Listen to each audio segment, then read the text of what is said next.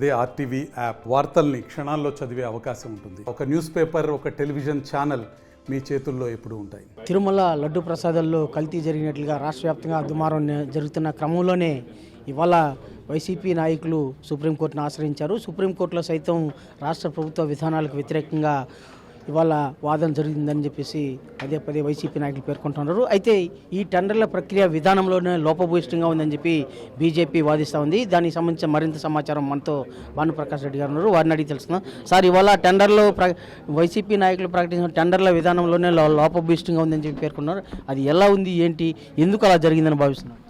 ఉద్దేశపూర్వకంగా తమ అనుచరులకో, తమ సహచరులకో, తమకు కావాల్సిన వారికో ఈ కాంట్రాక్ట్ దక్కించాలని చెప్పి రెజల్యూషన్ నెంబర్ 321 డేటెడ్ 2020 9th monthలో వీళ్ళు ఒక రెజల్యూషన్ పాస్ చేయడం జరిగింది. అంటే అంతకుముందు గతంలో నెయ్యి సరఫరా చేసినటువంటి సంస్థలకు ఉన్నటువంటి రెజల్యూషన్ని పూర్తిగా మార్పులు చేసి ఒకవేళ ఇంకా కఠినం చేస్తే ఇంకా మంచిగా నెయ్యి కావాలని చెప్పి కఠినం చేసి మేము స్వాగతిస్తాం. కానీ వీళ్ళు చేసింది ఏంది, 3 సంవత్సరాల ఎక్స్పీరియన్స్ కావాలంటే 1 సంవత్సరం చాలు. 8 లక్షల లీటర్లు ఆవు పాలు సేకరించే కెపాసిటీ దానికి ఉండాలంటే అవసరం లేదు. 250 కోట్లు టర్నోవర్ ఉండాలంటే అవసరం లేదు. ఎందుకు చేశారు? ఎవరి కోసం చేశారు? ఎవరిని లబ్ధి పొందాలని చేశారు? కాబట్టి రెజల్యూషన్ 321ని ఈ 420లు ఎందుకు చేశారో బయటపడాల్సిన అవసరం ఉంది. ఇది మంచిది కాదు. ధార్మిక క్షేత్రంలో అక్కడ ఉన్నటువంటి సాంప్రదాయాన్ని కాపాడాల్సిన బాధ్యత మీ మీద ఉన్నప్పుడు అక్కడ ఎందుకు ఈ తప్పులు చేశారు? ఈ తప్పు కాదు చెప్పండి. ఎందుకు దీన్ని మార్చారో సమానం చెప్పాల్సిన అవసరం ఉంది. వాటిలో ఉన్నటువంటి నిబంధనలు కొన్ని సడలించారని చెప్పి చెప్తున్నారు. అది ఎలాంటి నిబంధనలు? అదే నిబంధనలు చెప్తున్నాం కదా. దాదాపు రోజుకి 8 లక్షల ఆవు పాలు స్వీకరించాల్సిన పరిస్థితి ఉంటే దాన్ని అవసరం లేదన్నారు. 3 సంవత్సరాలు స్వామివారికి సరఫరా చేస్తే కంపెనీకి ఎక్స్పీరియన్స్ ఉండాలా, కంటిన్యూగా ఆ డైరీ ఓపెన్ చేసి ఉండాలంటే లేదు, అవసరం లేదు అన్నారు.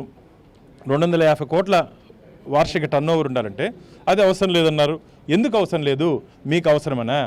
మీకు అవసరమైన వాళ్ళకి కేటాయించుకోవాలని చెప్పి ఇదన్నీ అవసరం లేదని చెప్పి డిలీట్ చేశారా మీరు?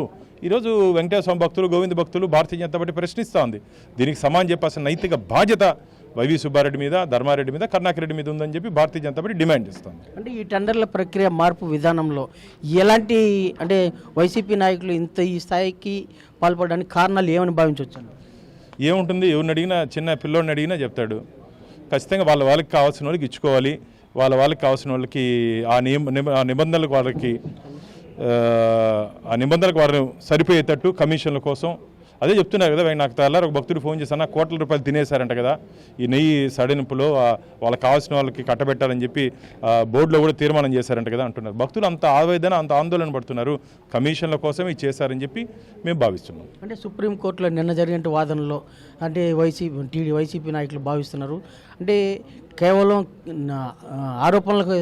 ఆరోపణలు ఎలాంటి ఆధారం లేకుండా వీళ్ళు కోర్టును ఆశ్రయించారని చెప్పేసి నేను పేర్కొనడం, ఇది ఎలా భావించారు? ఇది ఆధారం కాదా? 321 రెజల్యూషన్ ఆధారం కాదా అని నేను అడుగుతున్నా. మీరు మొట్టమొదటనే నెయ్యి సరఫరాలో మీకు పునాది ఇక్కడే పడింది కదా. పునాది ఇక్కడ పడింది, మళ్ళీ మీకు ఆధారాలు ఎందుకు కావాలయ్యా?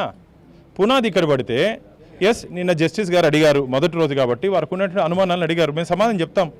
సమాధానం చెప్పేదానికి మేము సిద్ధంగా ఉన్నాం. అసలు పునాది మీ దగ్గర పడి చేసిన తప్పు మీరు చేసి ఆ మసి మాకు పూయాలని చూస్తే ఎట్లా? తప్పు మీరు చేసి మసి మాకు పూసేది మంచిది కాదు. భగవంతుడు చూస్తున్నారు, భక్తులు చూస్తున్నారు, కోర్టు కూడా దీన్ని పరిశీలిస్తుంది.